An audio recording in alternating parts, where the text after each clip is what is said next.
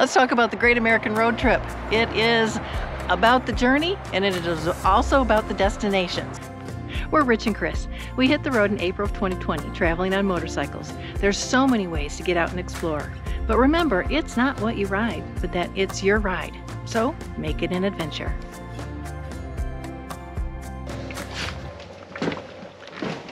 All right, good morning. We are off for another fabulous ride today down in the Texas Hill Country. Let me see, we are gonna go, this is a awesome ride and some destinations. I know we're gonna go and visit Luckenbach, because when you're down here, you should definitely go visit Luckenbach. We're also gonna go and check out, there's this thing called Stonehenge II and Easter Island eggs. How fun does that sound like it is? Anyway, not for sure what that's all about, but we're gonna go do that. Go wander around Kerrville, maybe hit up the LBJ State Park and go see those awesome longhorn cattle that are wandering around out here. A little foggy this morning, but it's supposed to burn off and be bright and sunny. We'll see you out on the road. What was your question? Where are we going? Yes. How are we going to get there? What's our route? Yes. Oh, well, we're going to get there. Okay, so we're going to go through Kerrville. We're going to go to Camp Verde first and go through Kerrville, but I want to go through Verde because that's a road we haven't been through yet. And then that'll get us up into Kerrville, over to the Stonehenge, and then through Fredericksburg, over to LBJ, and then make sure we stop and see Willin and Waylon and the boys over at Luckenbach. That's the plan. How confident are you we can stick to that plan? I'm pretty confident of sticking with that plan. I think we can do that. Okay. It's pretty much nailed in stone. How many miles are we going? Do you know? I don't know the miles, but I know it's actual 3 hours of riding one direction. I did do that. I mapped that out last night. Okay. So we got 6 hours there and back, and then 2 or 3 hours to screw around and explore stuff. We'll be gone all day. And then some, because it always takes longer to do everything. Yeah, okay. We need to get on the road. We'll go this way, because you can see Richard back here is working diligently to get us on the road. I'm fiddle farting around. I am so excited because I just want to let you know real quick, I got a new pair of boots. my other boots, they were more of a racing style boot, and also I'd had them for quite a while, several years, and the bottoms they had no grip on them, and so we'd pull off to the side of the road and sometimes get into this slick gravel, and it just felt like I was ice skating on my feet, which is not a good feeling when you're on a motorcycle. So I got the ADV Lady Adventure Forma boots. They got a little bit more bling on them than what I would care for, but they're very comfortable and they have a lot of grip.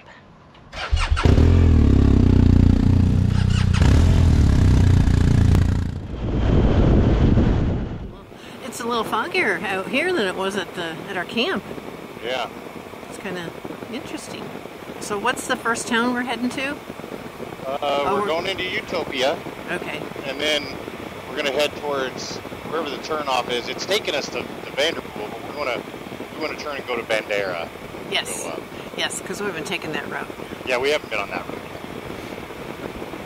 Cool. Well, hopefully the sun will break out soon. Okay, so you've turned your cameras off, right? Yes, I did. I turned my camera. Actually, no, I didn't have my cameras on. Oh, okay. Yeah. Okay, just checking, because I know what's going to happen throughout the day.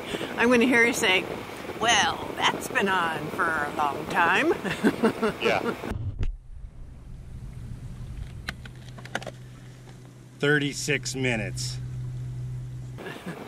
It's just too funny. Do you ever leave your cameras on? No, you're just perfect. No. Are you perfect? No, I'm not perfect. Okay, just checking. You just don't tell me. No, I can edit it out. I don't ever remind you. No, the thing with my camera is it's right in my face. You know what I mean? Yeah. I mean, it's right here. So when I turn it off, I put it down to get out of my way. So I get this like sideways view through my windshield, and I'm like, what is that? Wow. I mean, it's fogged. It instantly fogged up my glasses. Oh, mine too. Oh. Look at that. I've never been through that before. Look at that. I mean, it fogged up every piece of glass we have. Have you ever seen that before? No. I mean, my windshield, my mirrors, my glasses, everything. Wow. And it was a warm spot too. Did you feel that? Yeah. Yeah, that was crazy. Wow, that was weird. I had to put my windshield up because I couldn't see. Yeah. Perfect timing too. I go around a corner and I can't see. We need to get that anti-fog stuff, whatever it is. That was crazy. I just think that was crazy. You feel how much warmer it is right now? Yeah. It's like 10 degrees warmer right here. Yeah. Holy crap. Yeah. 50, yeah, it's 56, Chris. Yeah. Wow, we started at 40. I know. Like 10 minutes. Like 10 minutes ago. Anti-fog or those pin locks? Those pin locks are supposed to help with that too. Oh, okay. One of the things that I like looking at while we're riding along, besides, you know, scanning for deer and longhorn and buffalo and antelope and anything else, but all these entrances, into some of these places are just, I mean, some are elaborate and some are basic. Yes. You know? Yes. But they're all different. I just love looking at them. They're so cool.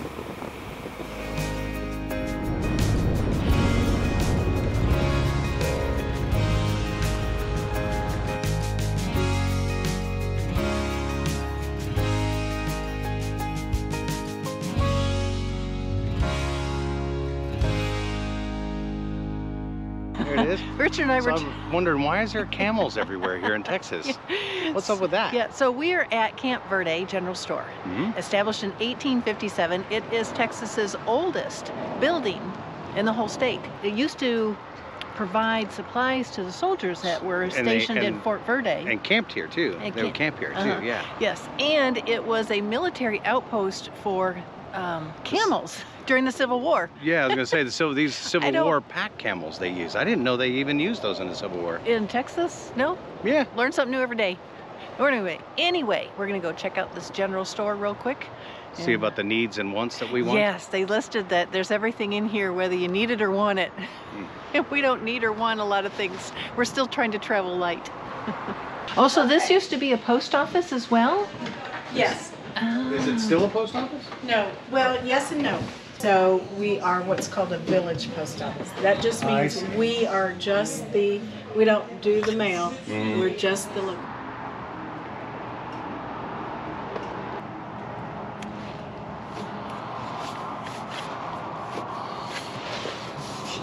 We're going to figure out where we're going next. Whoops, wrong list.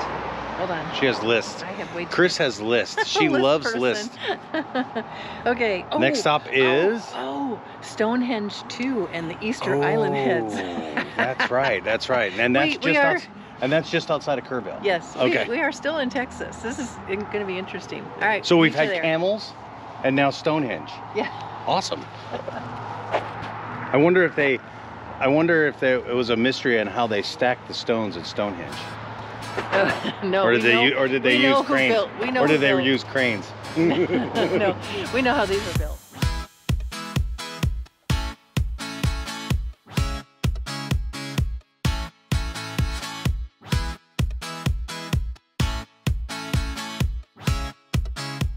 All right, we are outside of Kerrville, and I just wanted to give you a quick history on Kerrville because I thought it was really interesting. Back when Texas had its war against Mexico for its independence in 1830-something, the United States granted the land that Kerrville, the town of Kerrville, is now sitting on to this young soldier named B.F. Cage. So they granted this young soldier this land that Kerrville is sitting under, and he never actually, I don't even know if he knew he got the land or had the land or even lived on the land, but what happened is a couple years later, his stepbrothers sold the land out from underneath him. From under, because they thought he was dead. But he wasn't. But he wasn't, okay. So that's when they sold the land to Joshua Brown, and he named it after a Major James Kerr, so it became Kerrville. So that's the history behind, and history is silent as to whether that B.F. Cage ever saw any money from the sale of that land. And how did you hear about this? You guys anybody who's been watching for a while, you notice we give a lot of history on the areas that we go and the roads that we ride. Yes, I love the history. I love knowing when you're riding through a town, well, how did it come to be and why did it get that name and who used to live here and who came before us. I'm nosy. what can I say? So Nosy. we purchased this app. It's called Here, and So it's here, H-E-A-R, H-E-R-E, Yes. here. yes. So what we do, or what I do when Richard plans a route, I also look on my phone and see if there's anything around the area that we're going to go, and I download them because a lot of times we're traveling through areas that don't have cell service. Yeah, So for sure. let me give you a quick rundown of what Here is. If I could have any wish, I would choose to be a time traveler. Some say time travel will be possible one day, and some say it is the stuff of fairy tales. So I guess until Elon Musk convinced that mythical machine, books will have to do. Okay, I don't know about you, but I could listen to B.F. Strong's voice all day long. He's a really good narrator. So anyway. You just like that deep, sexy. You just like that deep, sexy voice. He's got a great narrating voice. I love it. That's why she married me, is my voice. Is that the deal? You have a great voice too. Okay, let's talk about the Great American Road Trip. It is about the journey, and it is also about the destination. So what this app does for us is when we stop places, you can then play a little section and hear about the history. Kevin Costner is also one of the narrators of the Here app. Gives you a lot of insight into what's happening around you in the past, or what has happened around you in the past. I love it. And let me show you, this is all of those dots, all of those pins are stories that are in, and it's all over the United States. All right, we'll put a link below if you're interested in it. Like we said, we purchased ours. There is an affiliate program with it. We might get a little spiff from it or something, but we bought this and reached out to them because we do so much history. It's so helpful for us, and we just really dig it, especially on long road trips. Yes, it's an awesome app. You should check it out. Yeah. You can, I think you can sign up and get, without paying for anything, you can get 5 free stories. So you can kind of check it out and see if it's something that works for you. Yep. All right, we're back on the road again. Now we're heading to Stonehenge and Easter Island Heads. I just crack up when I hear that. I know, here in Texas. I know.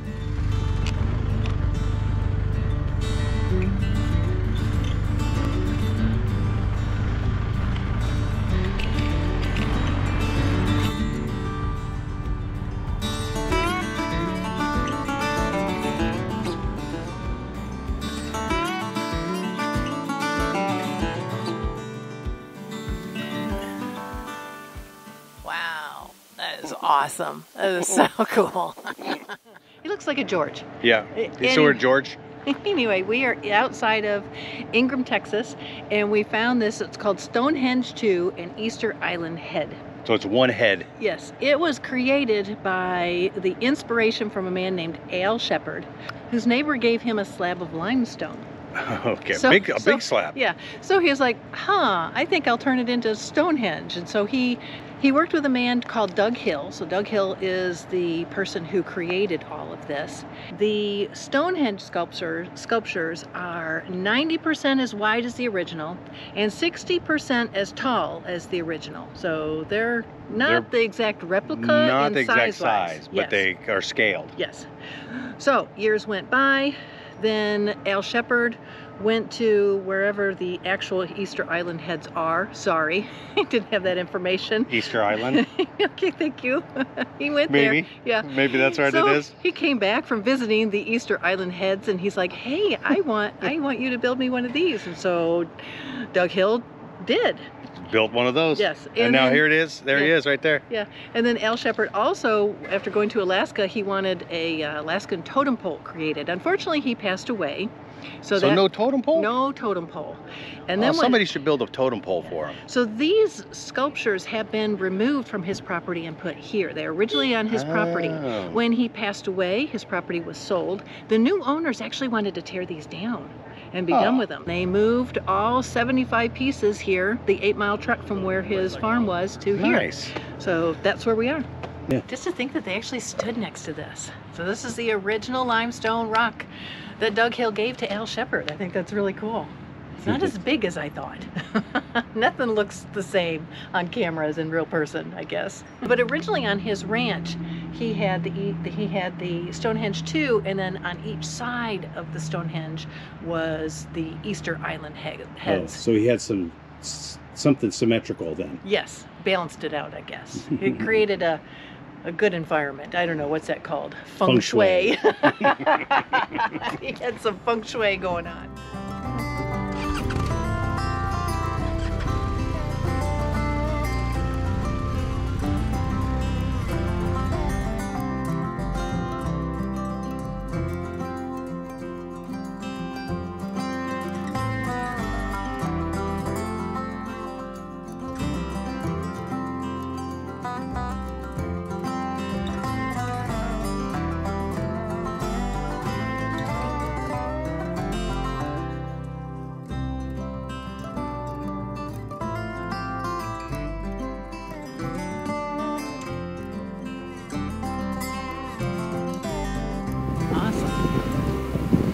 LBJ State and Natural Historic Area.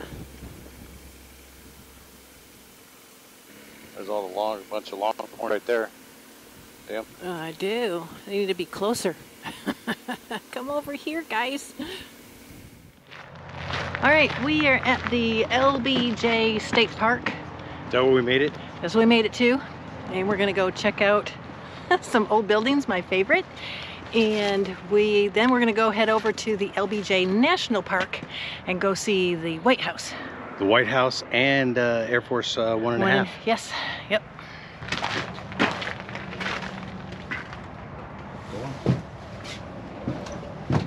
Wow, this has the old barn feel. It's really cool. Reminds me of those old barns.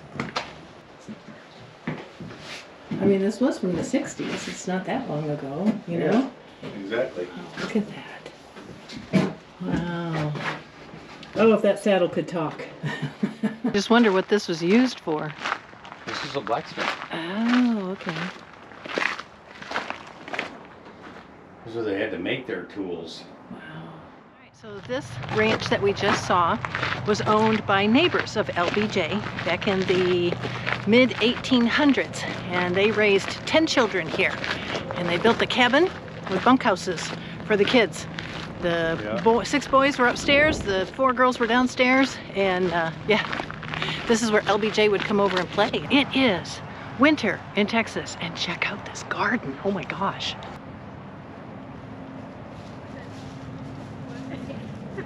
Actually, we just left the state park, and now we're making it's about a 7-mile ride through this beautiful rolling countryside over to the National Historic Park for LBJ. They said he came here about 70 times during his presidency. This was like a Camp David to him. This was his retreat to get out of Washington and relax, even though he officially ran the country from here still. Oh yeah, you still had that there was still enough technology. Yes, there were actually 2 White Houses at that time. So it was the White House in DC, and then what we're going to see here in a few minutes is what's called the White House here on this ranch. Can you stop in and see it, I'm guessing? Oh, it's like it. Bigger than what I thought. Oh yeah, right here. Behind me is what they call Air Force 1/2, and it is the plane that Lyndon B. Johnson used to transport himself from here back to Washington, D.C.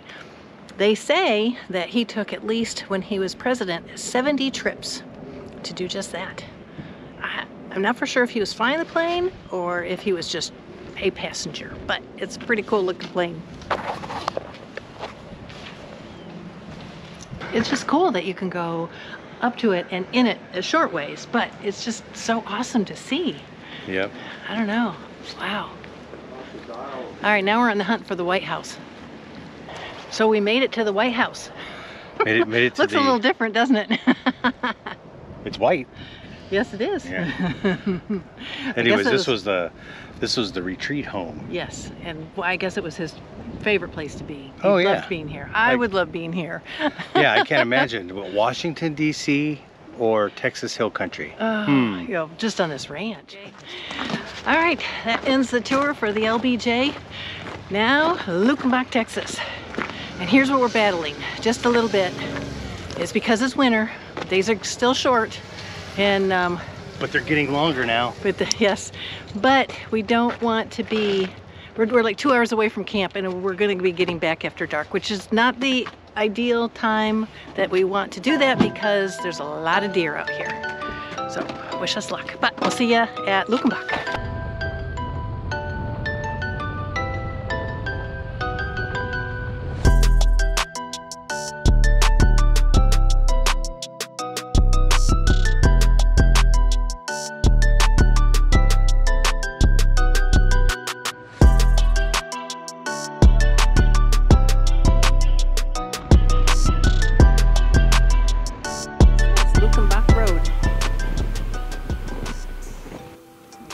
You could miss it. Yeah. Just a little itty bitty road out here in Texas.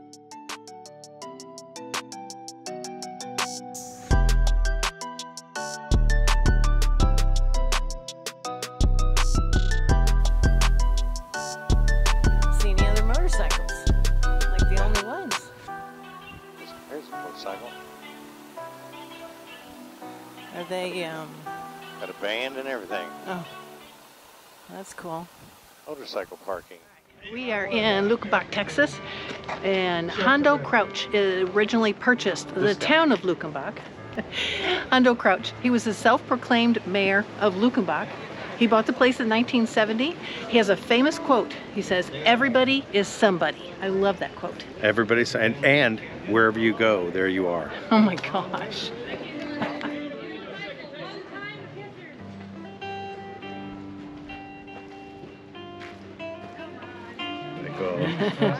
Okay, we are hitting the road. We just went through Luckenbach real quick. It's like 3:30, and we're like 2 hours out. Actually, I think we'll get back to 111 miles. 111 miles. We'll get back to base camp about 6, which puts us in the dark. So, I know what we're gonna do. We are going to have a fire tonight, and we are gonna cook a chicken. So that's where you're gonna see us next, back at base camp. We'll see y'all there.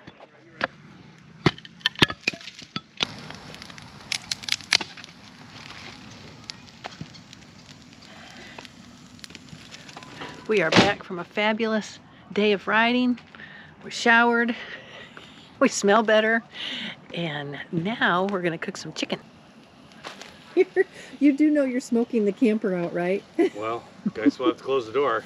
I know the wind is blowing perfectly into the door. Yeah. Look at that. We got Yardbird. I just split it in half. Rubbed it down with some oil, rosemary, chili powder, paprika, garlic, onion powder, garlic powder, salt, and pepper. Oh, that's nice and warm. Look at that. Yeah, it feels good now.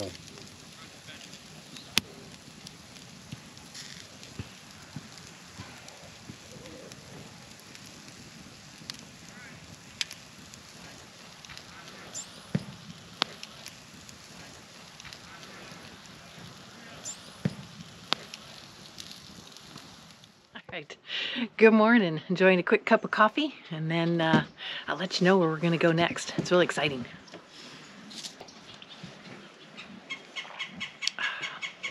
Nothing like coffee first thing in the morning. On this map that we found online, it shows the ride for the Three Twisted Sisters, and then it shows a longer ride for what they call the Three Brothers. And we were like, oh man, let's go on the Three Brothers. Looks like a longer ride, it'll be fun. So I did a little research online, and one reviewer kind of said that it's lots of straight, lots of long, lots of boring. So what we're going to do instead is we are only gonna ride on the section that's called the Three Brothers on 55 up to Rock Springs and back. We just want to take a short ride. We want to go check it out just real briefly, let you guys know what we think of just that section. You can look on the map and see that the other sections are just, yeah, it's probably just, if you want to just tear up the road and go for a long ride, it's probably a great ride. If you want to go through something that's really pretty and scenic, it might not be the ride for you, but don't miss the Three Sisters for sure. That is awesome in its entirety.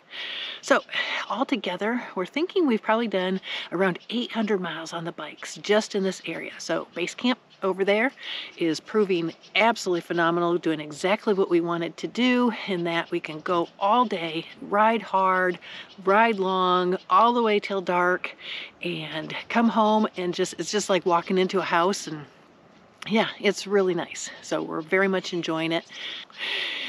We are going to gear up, load up the motorcycles, pack a quick lunch, throw in the cooler, and be on our way. We'll see you out on the road. Okay, so here's what one of the things we're chuckling about is every time Richard goes around a corner, I lose contact with him. Yeah, so it may be broken up in parts, but Yeah. what I like about this road is that it's big, wide, sweeping, fast corners. You know, Yes. they're 60 mile an hour. You know, lean over and take a corner for 5 minutes. Oh, I know. They're really fun roads. So we're hoping we didn't give the impression that we're poo-pooing this route at all, because actually we're really, really enjoying ourselves riding this roads. And like Richard had commented before, the Three Twisted Sisters has that magical word in it, twisted. And so obviously you're going to expect a lot of twisties, and you might enjoy that. The Three Brothers are just these wide, sweeping corners, this beautiful panoramic view all around. I'm trying to outrun Chris now so I can talk on the thing. You can see in the corners, these are big, wide corners. Lots of fun.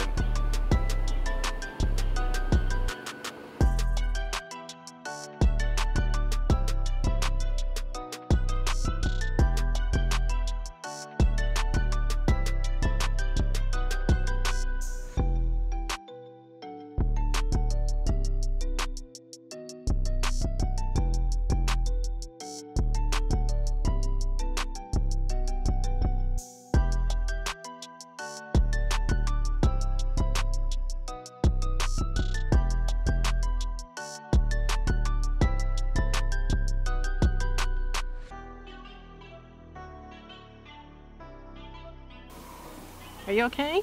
All right. Not for sure what was going on there, but he said he was okay, so moving on.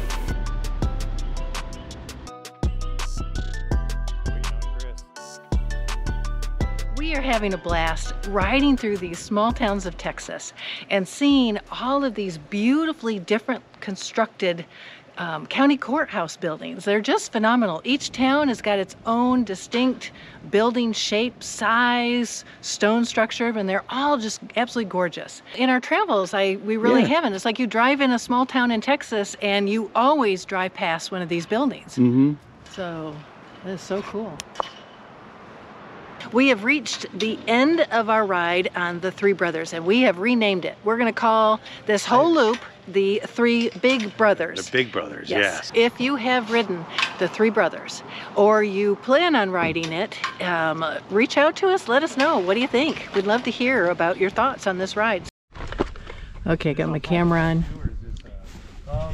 Okay, so we're in some serious discussion as to whether or not I want to go up this hill. Because what goes up must come down.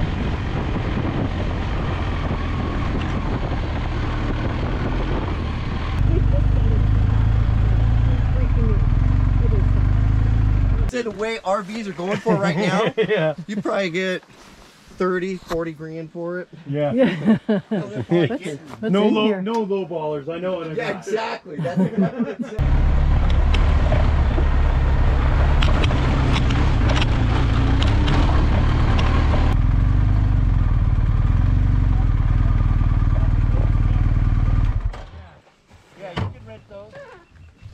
Good job, Chris. Oh, thank you.